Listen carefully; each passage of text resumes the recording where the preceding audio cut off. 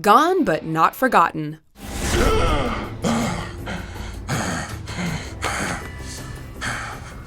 My necklace. Welcome to WatchMojo.com, and today we're counting down our picks for the top 10 upsetting TV show cancellations in 2018. And Carol, I understand that you played an important role in making this happen, so I think it's time you got a paying job. What?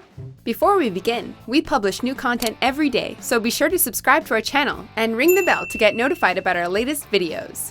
For this list, we're looking at popular shows that were cancelled in 2018, much to the dismay of fans everywhere.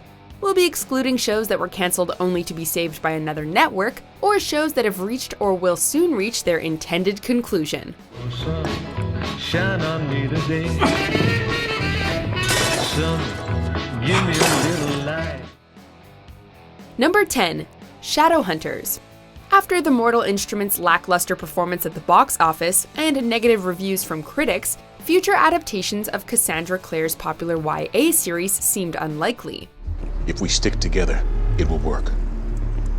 Do you really believe that?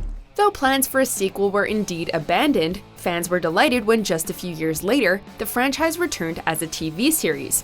It was never a critical darling, but the serialized format was a much better fit for Clare's writing style and mythologically dense world. Simon, please call me back. I need to talk to you. Sadly, while the showrunners had initially expressed interest in adapting the entire book series, the third season is its last.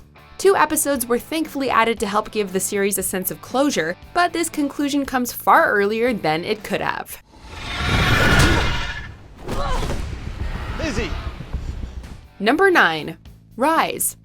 In this world of short attention spans and overabundant content, a new show doesn't have a couple of seasons to find its legs. Wow. This is working. From producers Jason K. Timms and Jeffrey Seller, the men behind Friday Night Lights and Hamilton respectively, this musical drama had huge promise.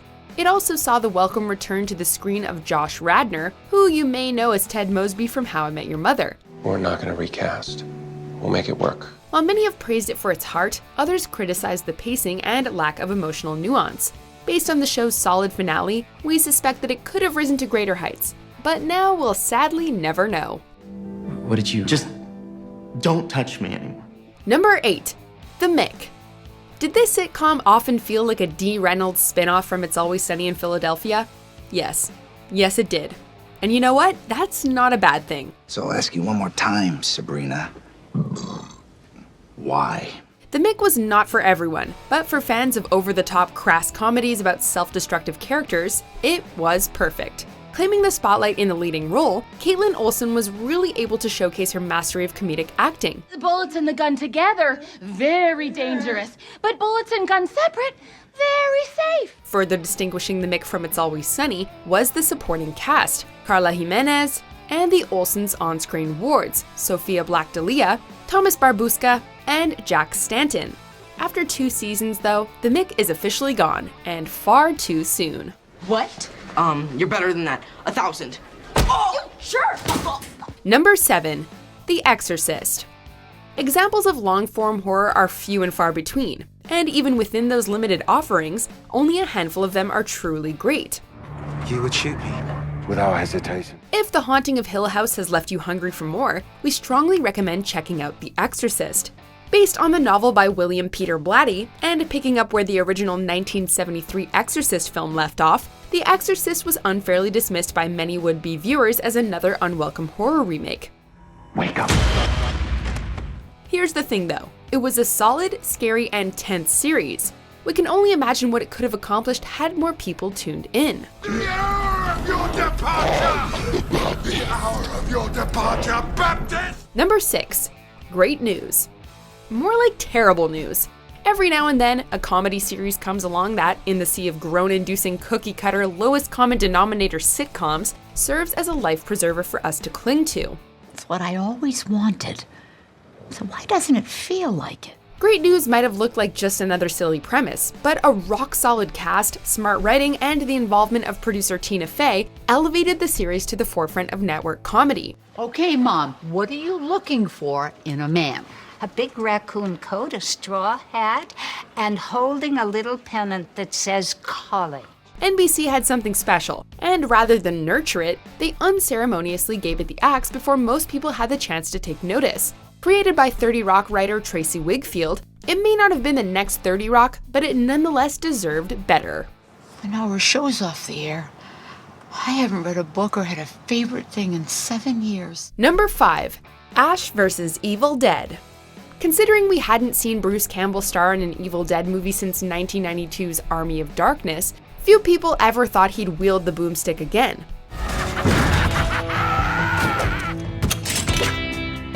But then, the unthinkable happened. Ash Williams was back, and in a series no less.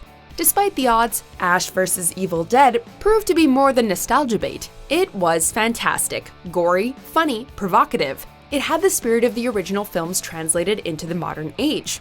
And now, after 3 seasons, it's dead. You're the Jefe now.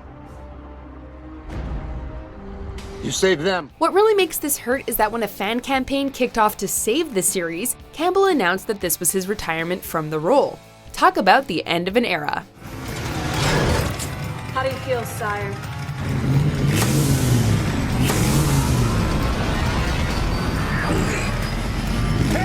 Number 4.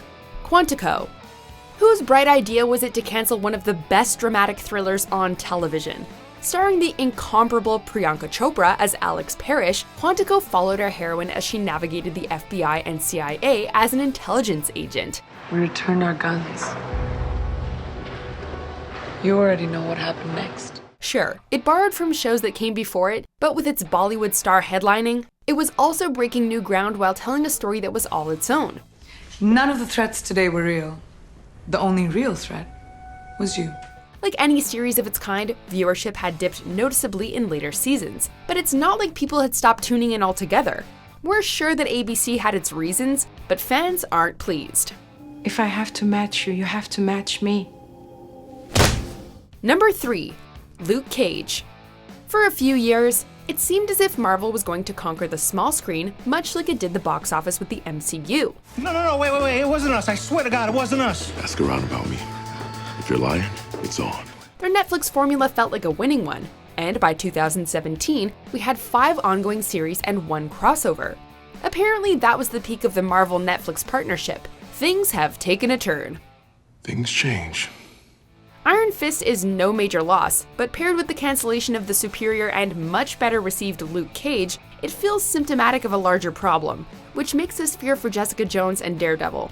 Whatever the future holds, Mike Coulter's Luke Cage is going to be sorely missed. Nah. You should burn it. Number 2. The Last Man on Earth. 4 seasons is a perfectly respectable run for a comedy series, especially one with such a specific premise. You know, as they say in the movie, get busy living or get busy dying. Yeah. Truly was a Shawshank Redemption. But here's the thing. Will Forte's The Last Man on Earth wasn't getting stale or showing any signs of slowing down. In fact, it was consistently one of the funnier shows on television. It was inventive and used its premise as an opportunity to make the sort of bold creative decisions most shows would never dare. I got news for you, Tom Hanks. I will never, ever talk to a volleyball. No, we have time. We do, we have Not time. buying it. Balls aren't people, dude. I know. Balls are for fun. We've heard a plot summary of what Season 5 would have involved, and sure enough, it sounded like Will Forte and company had big plans and a clear vision. If only we could see it brought to life. How's it coming? Oh, hey! It's going insanely good. Insanely good. Yeah, looks like it. Before we unveil our top pick, here are a few honorable mentions. Okay, so I watch a little online porn. It's 21st century. Sir, we're not here about the, porn. Oh. We gotta help track the hacker. How? We have no idea which direction he went in. He's headed for the park, come on! Guess that answers your question? Well. You need to stay as far away from me as possible.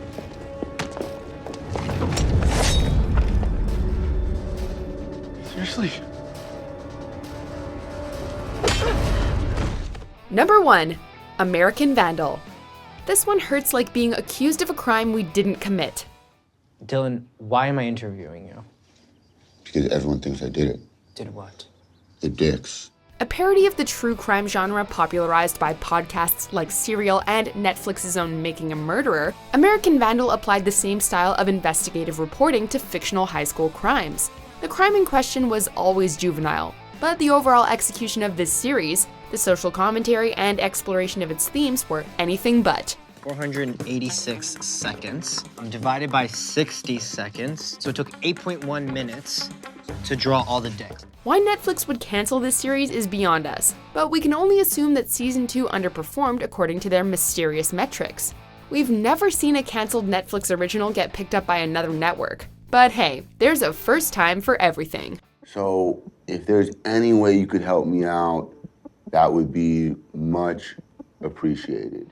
Do you agree with our picks? Check out these other great clips from WatchMojo, and be sure to subscribe and ring the bell to be notified about our latest videos.